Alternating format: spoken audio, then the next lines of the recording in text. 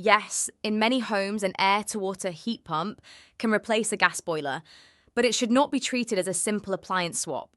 A boiler can often mask weak design because it produces very hot water.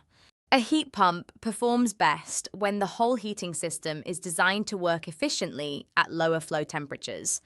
Before recommending a replacement, we look at the property's heat loss, the radiators or underfloor heating, the available space for an outdoor unit, the hot water requirement, and the electrical supply. Sometimes the answer is straightforward. Sometimes the home needs radiator upgrades, a cylinder change, or insulation improvements first. That honest design stage is important. A cheap quote that ignores the building can cost more later through poor comfort, high bills, or remedial work. Heatpumps London's role is to tell you what is genuinely required for the system to work, not just what sounds attractive on a quotation.